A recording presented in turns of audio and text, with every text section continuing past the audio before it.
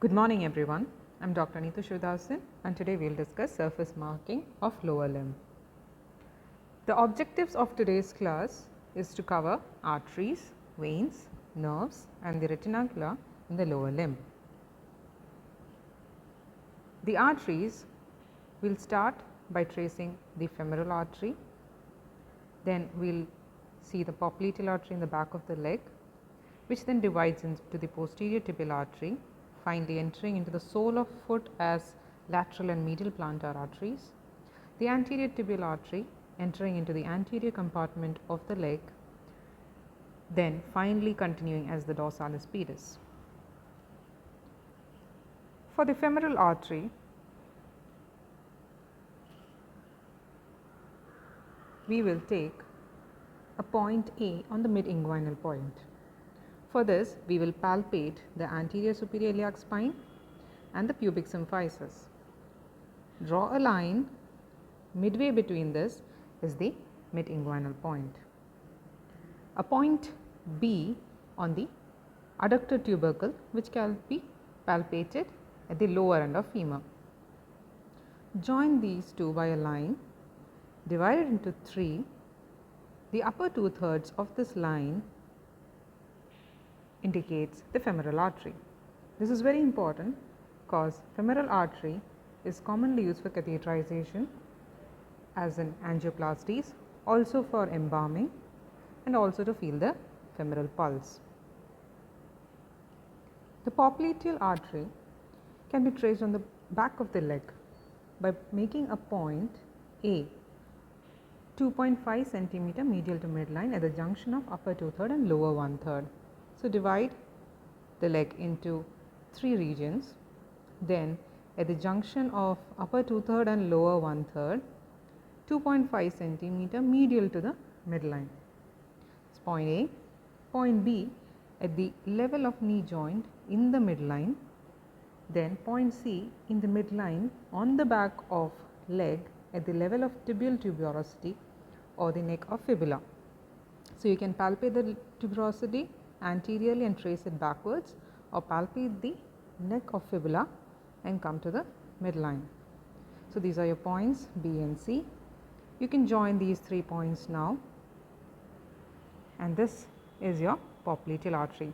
The popliteal artery pulse can be felt by flexing the knee and then palpating the artery along this markings.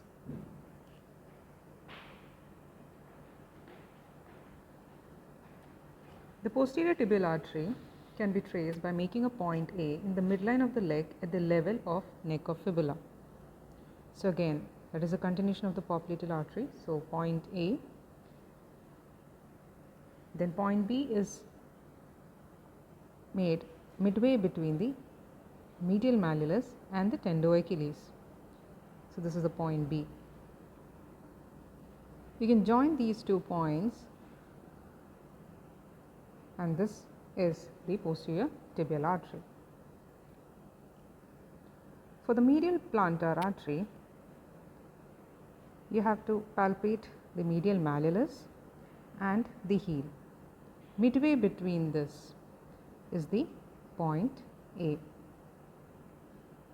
The point B is on the sole in the first interdigital cleft. If you join this, you can see the continuation of posterior tibial artery into the sole as one of its branch, that is the medial plantar artery. For the lateral plantar artery, again we will start from the medial malleolus and the heel, midway between that, point A, then point B on the sole 2.5 centimeter medial to the tubercle of base of 5th metatarsal. So, medial to it, right. So, this is the base of 5th metatarsal. So, this is your point B. Point C will be at the proximal end of the 1st metatarsal space. So, around this region will be the 1st metatarsal space between the 1st and 2nd metatarsal. So, now you can join these 3 points by drawing a line which enters the sole first laterally Then it turns medially to join point C. That is because here it forms a lateral plantar arch. So, this is the lateral plantar artery.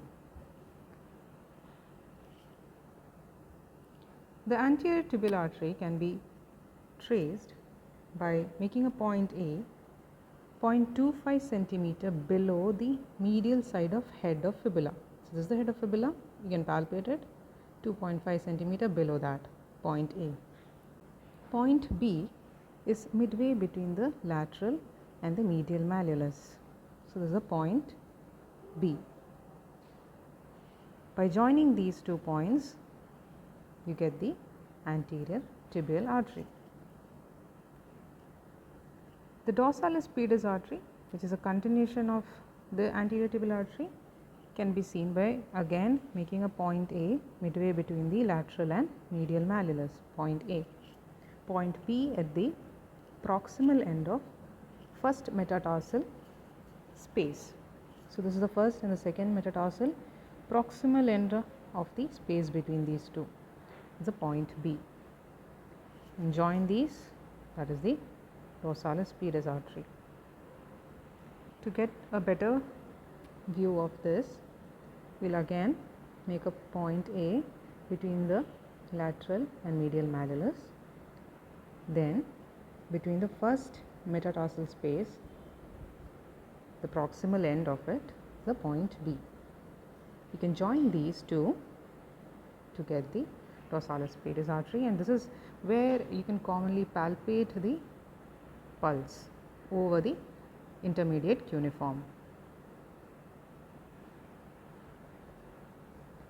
Now, for the veins of the lower limb, we will be dealing with only two important ones, that is, one is great saphenous and the other one is the femoral nerve.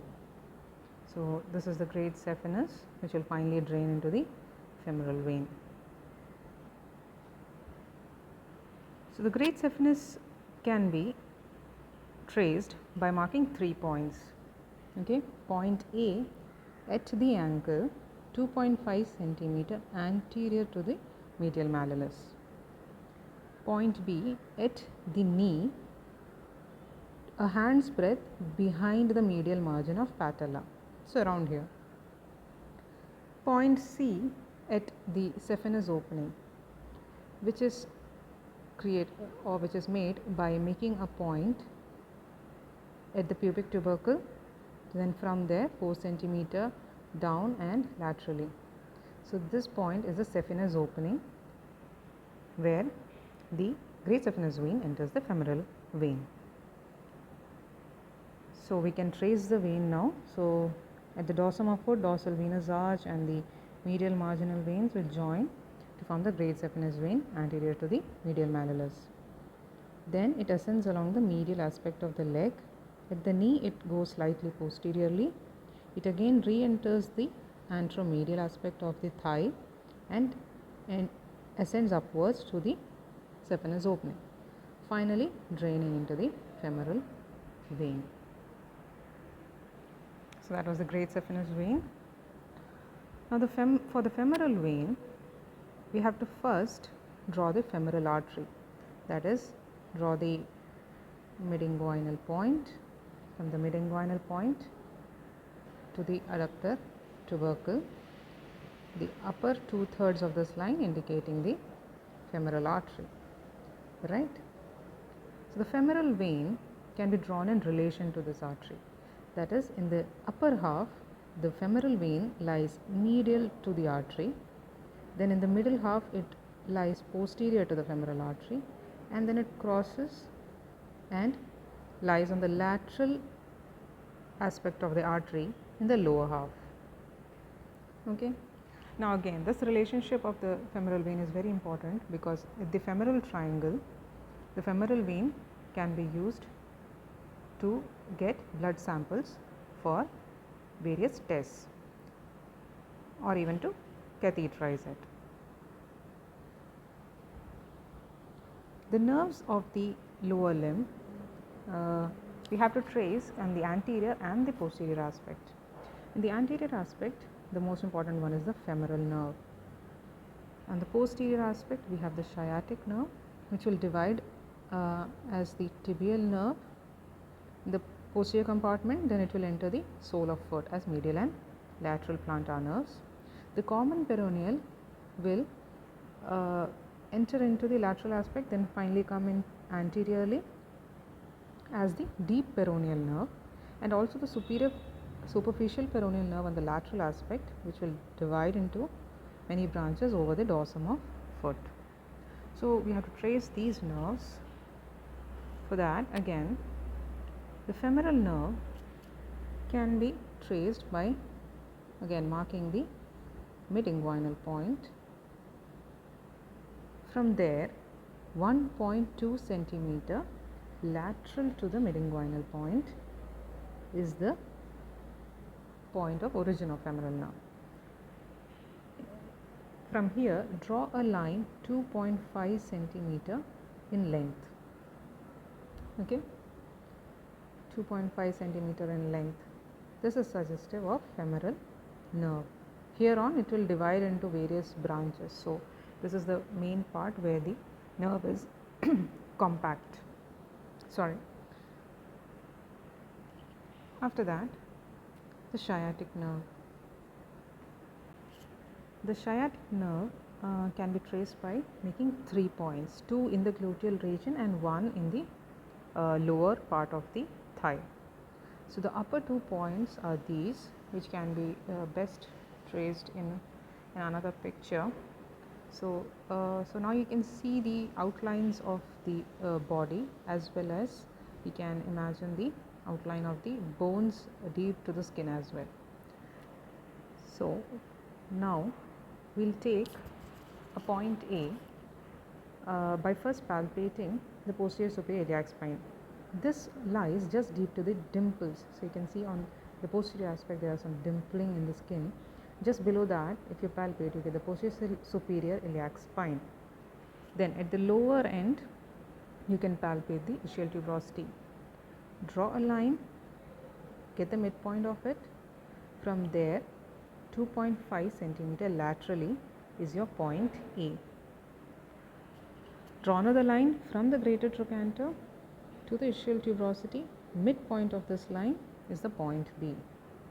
We can join these 2 points by a 2 centimeter thick line to indicate the sciatic nerve. Remember, here it is still in the form of rootlets, so only in this part it is a compact nerve. Now to see its further course,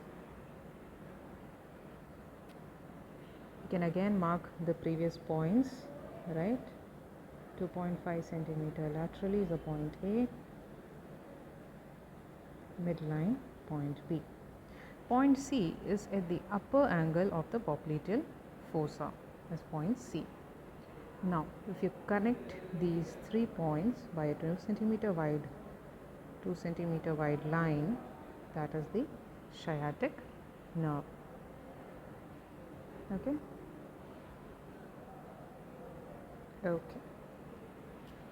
So after sciatic nerve, we will see its branches. So for the tibial nerve, you need to make a point A at the upper angle of popliteal fossa. That is point A. Now point B is at the lower angle of popliteal fossa. Point C can be marked midway between the medial malleolus and the tendoachilles, so around here. So the tibial nerve will come to end here deep to the flexor retinaculum. Join these 3 points. So this is the tibial nerve or posterior tibial nerve. Now the tibial nerve will continue as the medial and lateral plantar nerves in the sole of foot. So for the medial and lateral plantar nerves, you can use the same surface markings as used for the medial and lateral plantar arteries. So the point A will be midway between the medial malleolus and heel. Okay. Then point B will be on the sole in the first interdigital cleft. You join these two, you will get the medial plantar nerve. For the lateral plantar nerve, point B 2.5 centimeter medial to the base of fifth metatarsal, that is point B, and point C can be drawn actually close to point B of the medial plantar. But again that the lateral plantar divides into various branches, so point A and B should be sufficient. So from the point A, the nerve enters into the sole and joins point B. From here most of the branches now divide to supply various digits in the sole. So that is the medial plantar and the lateral plantar nerves. Now for the common peroneal nerve, the first point A will be at the upper angle of popliteal fossa. Point B is at the head of fibula in the back of the leg. So you can palpate it, it will be around here, so that will be a point B. Point C will be lateral side of neck of fibula, so again just below that, laterally point C. You join these 3 points and this is the common peroneal nerve. For the deep peroneal nerve, this marking will be again similar to the anterior tibial artery. So the deep peroneal nerve, for the point A is at the lateral side of neck of fibula, point A. Point B and C are similar to anterior tibial artery. Okay. So point B is 2.5 centimeter below the medial side of head of fibula. So that's point B. Point C is midway between medial and lateral malleolus. Okay. So we can join these 3 points. That is the deep peroneal nerve in the anterior compartment. The superficial peroneal nerve divides from the common peroneal nerve and comes to the lateral aspect or into the lateral compartment. So the point A is again at the neck of fibula laterally, point A. Point B is at the junction of middle and lower third of the anterior border of peroneus longus or the lateral border of leg, we can say. Okay, so this is the upper 2/3. So this junction is the point B. So this is superficial peroneal nerve. Here on the nerve will become superficial or subcutaneous and it will go on to supply the dorsum of the foot by dividing into various branches. Now the retinacula. In the foot there are 3 retinacula. The retinacula of the foot, there are 3 main groups: extensor retinacula, flexor retinacula and lateral retinacula. In the extensor retinacula you have again 2 groups. One is the superior and one is the inferior. For the superior extensor retinaculum we need to make 2 points, one at the anterior border of tibia and one at the anterior border of fibula. Connect these points by a thick dark band around 3 centimeter wide, indicating the superior extensor retinaculum. For the inferior extensor retinaculum we need to make 4 points, because you can see here that it is a Y-shaped retinaculum which has a stem and 2 limbs. For the stem, the point A is at the anterior upper surface of calcaneum, which can be palpated just anterior to the lateral malleolus. Point B is at the medial side of the extensor digitorum tendon. So this is the extensor digitorum, just medial to that at the ankle, that is point B. Point C is at the medial malleolus and point D is at the navicular bone. So navicular can be identified by making the tibialis anterior prominent, that is, you ask the patient to invert the foot. So that the anterior tibialis anterior inserts onto the navicular. Right. So you can now connect these 4 points by a thick band. So, this is the stem A and B, BC and BD are the limbs of the retinaculum.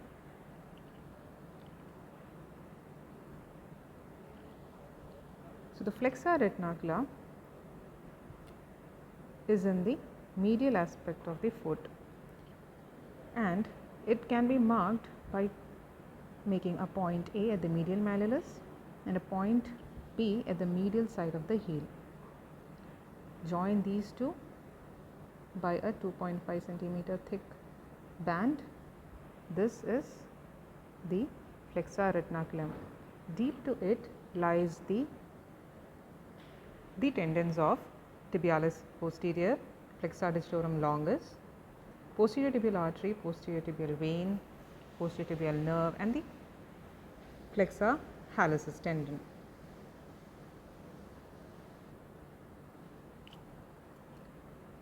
So, although the surface marking of lateral retinaculum is not so important, but just know that on the lateral compartment also, or the lateral side of the foot also, there are two retinacula, superior and inferior lateral retinacula or peroneal retinacula, and under these two tendons are passing, that is of peroneus longus and peroneus brevis. Here you can see the inferior extensor retinacula merging with the inferior peroneal retinacula. That is all for today. Thank you and have a good day.